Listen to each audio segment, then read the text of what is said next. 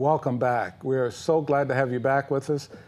This is our final session, and with everything that we've talked about, we've got more to talk about.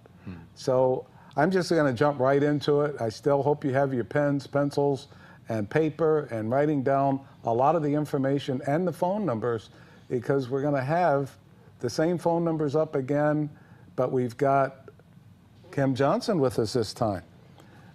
And Kim, welcome to the program. Thank you very much. Good We've seeing got you Alicia again, back Dr. with Waters. us. Hello, Alicia. Nice to see Hi. you as always. Nice to see you too, Thank Kim. you.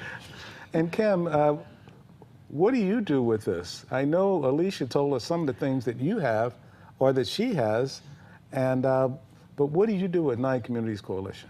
My title at Nye Communities Coalition is the Prevention and Wellness Director.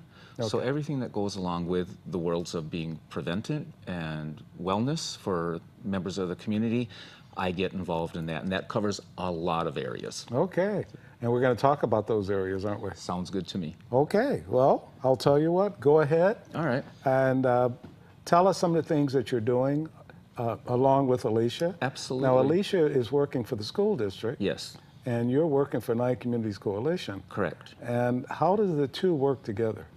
The two work together exceptionally well. I like that part. One thing I like about the coalition, actually, that's Latin, and it means to grow together. Okay. And I think that the Nye Communities Coalition really illustrates that quite well in working with other agencies, people, organizations, such as the Nye County School District, where Alicia is now a member of their personnel. Originally, I met Alicia because she was an intern at the coalition, and then when she completed that, she was hired as a resource coordinator.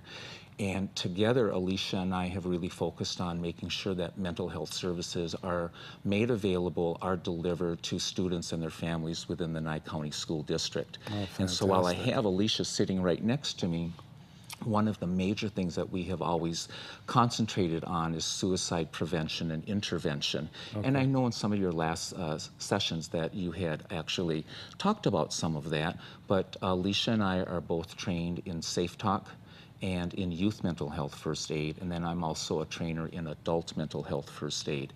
And what I love about those courses is it provides information and knowledge, and I always believe that information and knowledge is so powerful. And in the topic of suicide, of course, there's such a stigma, and sometimes people don't want to talk about that, they don't know what to say about that, and they don't know what to do. And a lot of times that's because they don't have the information and the knowledge, and through the courses that we're able to provide to people, that increases that. Ultimately, that helps identify people who may be having suicidal thoughts and behaviors and getting them referred to the appropriate professionals who are trained how to deal with people experiencing those situations. Now, that's a lot of information. And I hope you heard all of that at the same time, because they want to make sure that you understand exactly what it is they're doing for you, our community. So be sure, pay close attention to what they're saying. When Kim talks about all the things he's responsible for, he's trying to make it easy for you to get this information. During the last session, we talked about the fact that it's free of charge. Yes. And they work hard to make sure that you have this information. So pay close attention. Go ahead. Thank you for saying that. And thank you for mentioning that the courses are free of charge. They are free of charge because that is paid for through what is called the Nevada Safe Schools Healthy Students Grant. Okay. And that's one of the grants that I'm the manager for as being an employee with the coalition. Safe Talk is a wonderful course. Obviously, it stands for Suicide Alertness for Everyone, and the talk part of that title is to tell, ask, listen, and keep safe. And that course is designed to identify people who may be having suicidal thoughts, and then how to connect them again with the professionals in the community. And as Alicia had mentioned prior, along with Rick, it is available for students who are 15 years and older, and then obviously adults.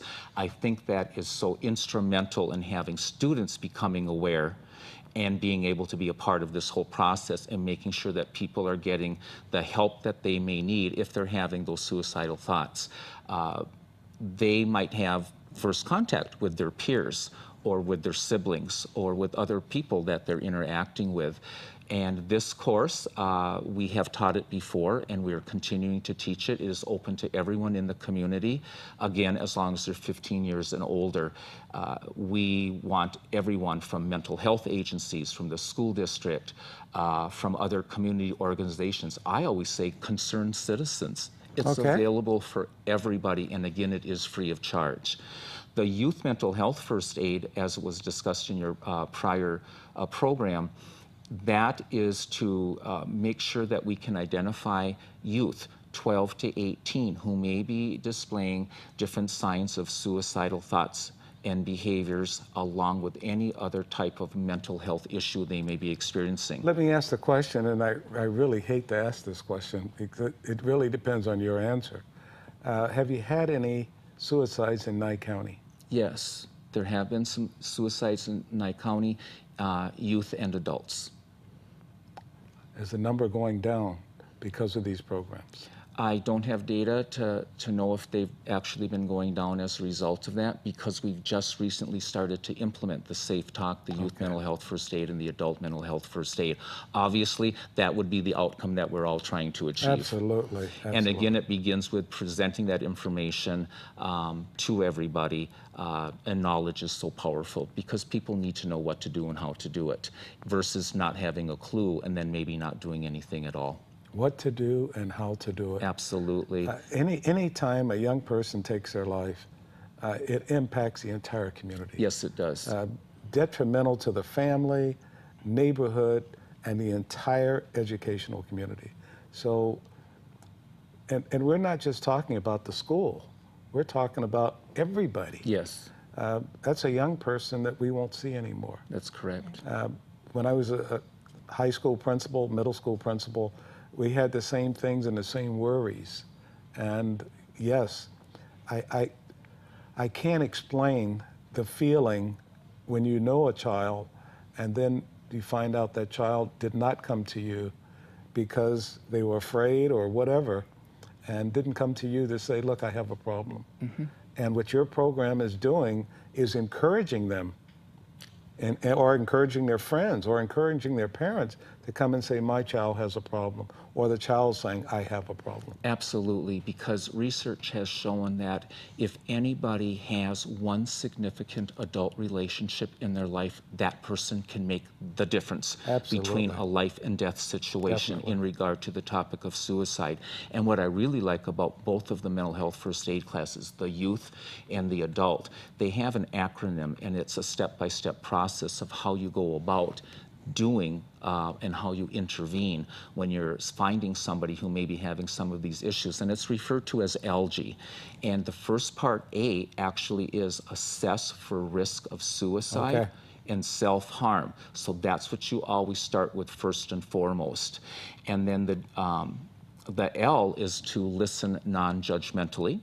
The G stands for give reassurance and information. Then the E stands for encourage appropriate professional help. And the second E is to encourage self-help and other support strategies. So what we're trying to do is assess, identify, and refer. Okay. Yeah. It's so important. I couldn't have asked for better information on this program. I think if you listen to this and use it, it's going to benefit our entire community, our entire county. And I do want to say something else about the youth and the adult mental health first aid classes. Both of them are designed for people who are 18 and over. Okay. But someone who is 16 and 17 can take the youth mental health first aid class, provided the guidelines are provided they have parental permission. Okay. And they have demonstrated some level of maturity that makes them amenable to the content of the course. Meaning maybe they're involved in some type of a leadership activity or an organization, or they have demonstrated some competency in being able to understand and assist and help others who might be under some different forms of distress. The adult mental health first aid is designed for people who are 18 and older. And of course, both courses with the youth one, it is to recognize and assist youth who may be having mental health issues and how to intervene. and the adult one is for adults who might be experiencing mental health issues. Okay. They are all evidence-based programs. And again, the feedback that we have from people who have attended them have been outstanding. People have said, you know what I learned in that class, I was able to implement that evening, that next day. And I wouldn't have had this knowledge had I not attended that course. So it is definitely things that are user-friendly, and that's great. what I think is the beauty of all of those courses. Okay. Yeah. When you get positive feedback like that and you know it's working, that's so important. Because we always tell people, it can be the matter, that can be the difference between life and death. It is that important, Yep. and it's that serious. Okay. Alicia, is there any group in the school that fits right into this program that can help other students? Well, again, like Kim had said, with the Youth Mental Health First Aid, they have to be 16, 17, 18 years old, and they have to show that they are involved in that kind of a thing. You know, they're maybe a peer monitor, that kind of a thing. Okay. They have to have an active interest in, and we don't want to give it to just anybody. Yeah. It is very powerful information. It isn't something that should be taken lightly. We want to make sure that the kids are of the maturity level to be able to handle the content of it and deliver it appropriately. Mm-hmm. Peer monitoring is so crucial. Mm-hmm. Kids will listen to kids. Yes, they will. And it's always good to have that adult in their life too that they can really trust. Absolutely. So if any of you feel that you can really help a young person, you know, be a friend to that young person and help them get through life. Right. Yeah, and it really makes me want to encourage everybody to attend these courses whenever they're presented, make time for that, take advantage of that opportunity. And again, Alicia and I will be presenting these courses, you know, periodically. So it's something we've been doing for quite some time now, since we've been trained in that, and we will continue to do that. We're really passionate about it. You know, as much as I hate to say it, we are running out of time. All right. And you know, I hope we've gotten all the information that we need to give everybody, because it's so crucial and so important. I look at this and I'm so glad that you came in today, and I hope all of you have taken down numbers and everything else so you can contact them if we have any questions. And thank you.